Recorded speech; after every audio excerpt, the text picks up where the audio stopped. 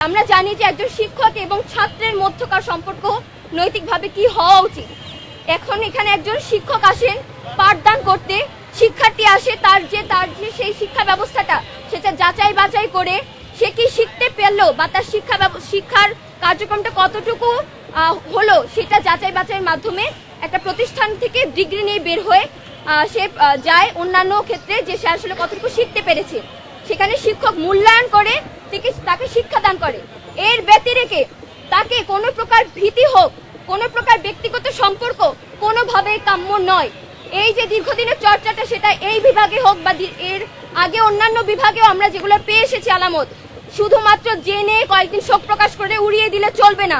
এখানে শক্ত একটা নীতি তৈরি করতে হবে বিশ্ববিদ্যালয় প্রশাসনের পক্ষ থেকে, সেটা শিক্ষকের জন্য হোক ছাত্রের জন্য হোক, যে তারা কি করে তাদের সম্পর্ক বহাল রাখবে, শিক্ষা কার্যক্রম ব্যতীত তাদের মধ্যে যোগাযোগ কেমন হওয়া উচিত এবং সেটা কতদূর গড়াতে পারে, সেটা ভীতির হতে পারে কিনা, সেগুলো নিয়ে আমাদের পুনরায় আলোচনায় আসা দরকার। এবং বিশ্ববিদ্যালয় প্রশাসনকে বলতে চাই, একটার পর একটা শিক্ষার্থী মরবে কিংবা শিক্ষকও মরবে, আমরা চুপ করে বসে থাকলাম, দুটো কথা বলে শেষ, ওই দিনের জিনিসগুলো বন্ধ করতে হবে। এখনো পর্যন্ত প্রশাসনের তরফ থেকে কোনো প্রকার, সেটা বিভাগ হোক কিংবা বিশ্ববিদ্যালয়ের কেন্দ্রীয় প্রশাসন হোক, কোনো প্রকার বক্তব্য বয়ান আমরা এখনো পাইনি। আপনাদের কাছে আমরা সুস্পষ্ট প্রশ্ন, আপনাদের এখানে অবস্থান কোথায় এবং আপনাদের কাছে আহ্বান, এই জিনিসটা সুষ্ঠু বিচারের জন্য যা যা করা প্রয়োজন আপনারা সেটা করবেন এবং আমাদের পাশে আপনাদের পাবো বলে আমরা আশা রাখি।